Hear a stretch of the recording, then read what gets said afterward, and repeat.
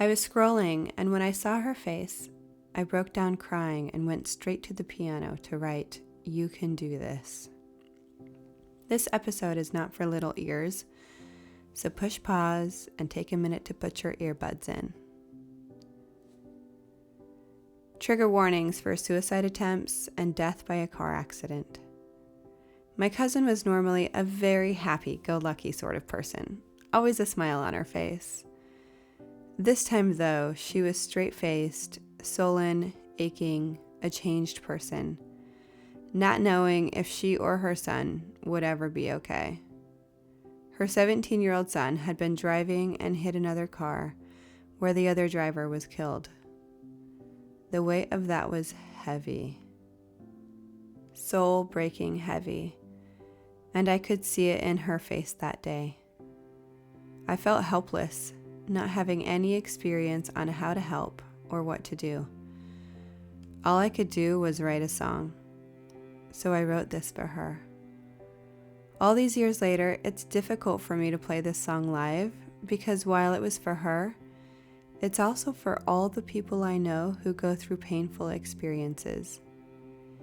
It's the song and the words I use when I'm coaching myself through a hard time. It's for you. It's the song you'll hear in your head to tell you it's okay to hurt, and things won't always make sense. It's the song you'll share with a friend when they need a listening ear. The song will sit with you while you cry. She is asked to remain anonymous. This is a short version of her story told by her. Feel free to use closed captions when needed. My oldest son was born in 1998. He was born dead. My son had been dead probably for at least 10 minutes before they were able to revive him. And I feel like that maybe has caused some of his depression later in life. He recovered and grew and was a happy, healthy, fat baby. As soon as he could walk, he was exploring everything. He loved animals, rocks, critters, you name it. He just loved being outdoors.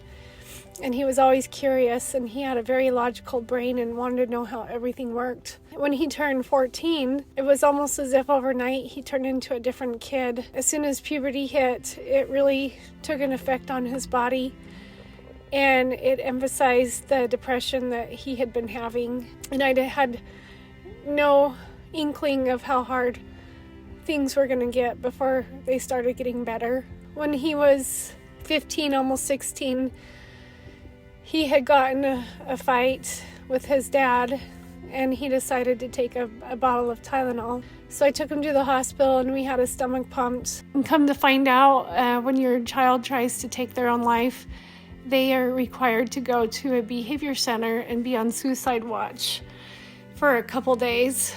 And my husband was too distraught over all of this that he couldn't come with me. He decided to stay home. So me and my mom packed up my son and drove him 2 hours away to take him to this behavior center. And when we got him there, I don't think either my son or I really processed what was going to happen. I mean, all of this is new. And when I got him there, we got him checked in. And when it was time for me to leave, that's when reality hit for both me and my son.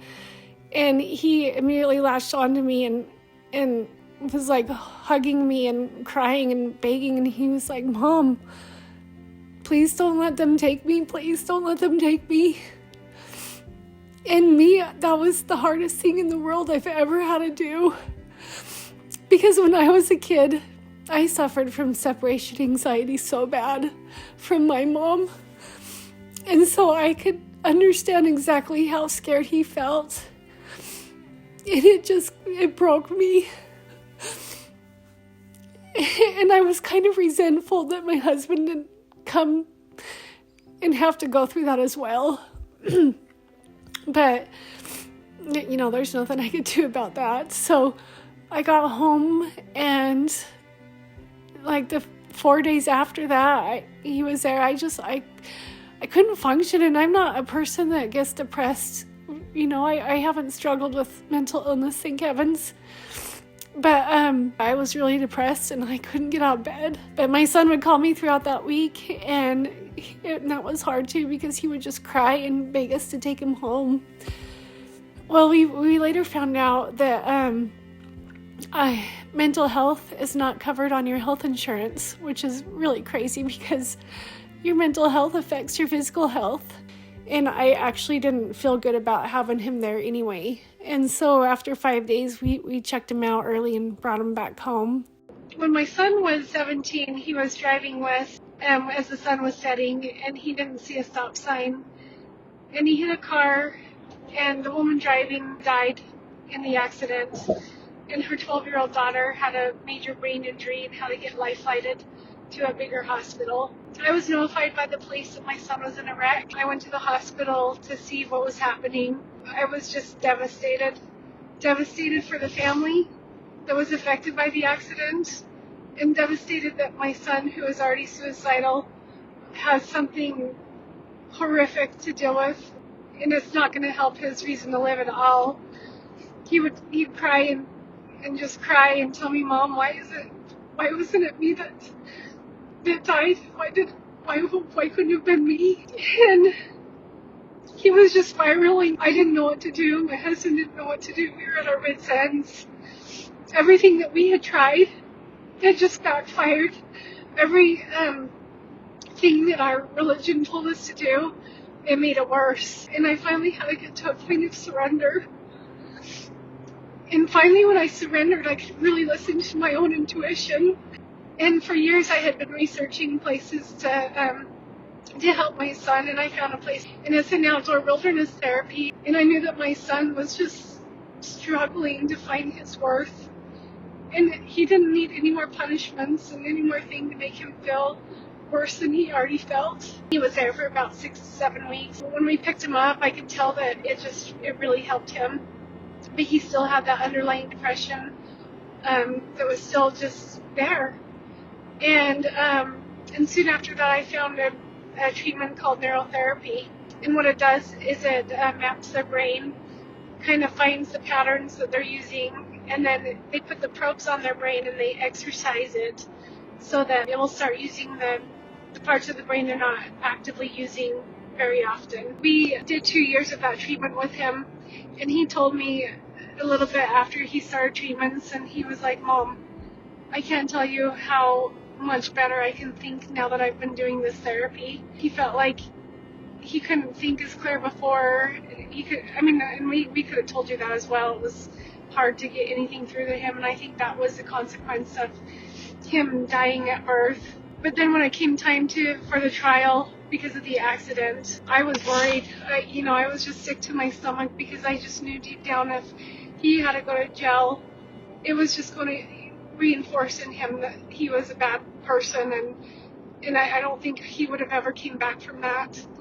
So thank heavens that the treatments we had done and the things that we were proactive with, the judge took his history in consideration and sentenced him to 2 years of probation.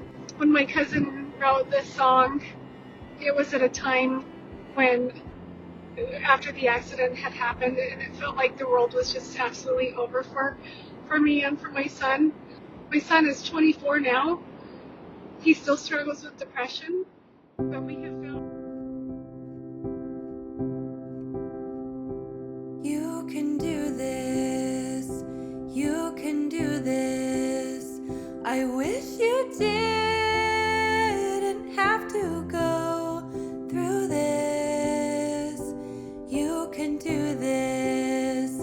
I know you're hurting. I'll be there for you to cry. Your heart feels like it's going to burst to pieces. Your soul feels like it's going to die a lonely death. The depth of pain cannot be told with words. And as your friend, I want to take your pain away. You can do this. You can do this. I will hold your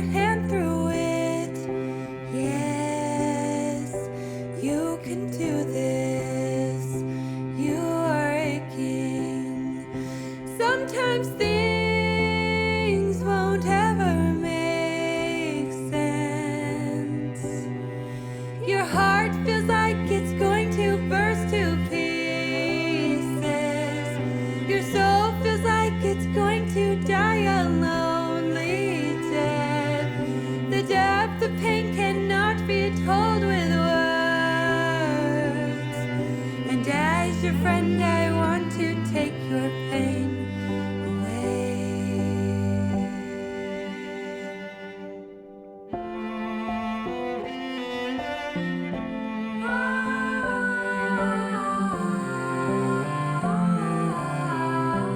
You can do this. You can do this. You are loved even when you feel weak. You are loved even when you feel alone. You wish you didn't have a heart to feel the wounds. Please stay open and let me walk with you.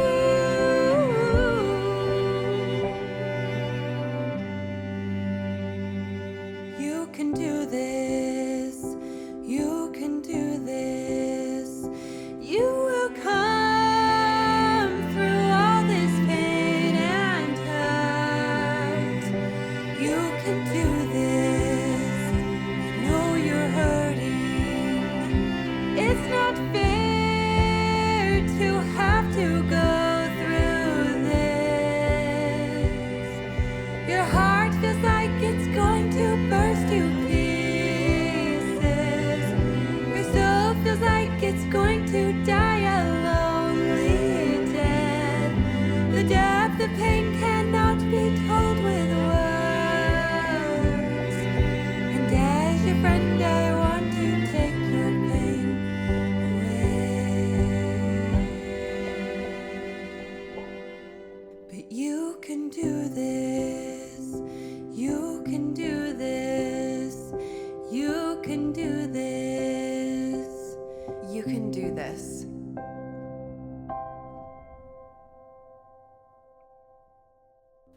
You know, he still has always struggled with depression, and we have found ways to help him manage it, but it's always going to be there.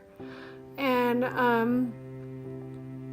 yeah, I mean, life is just hard. It's harder for some people than others.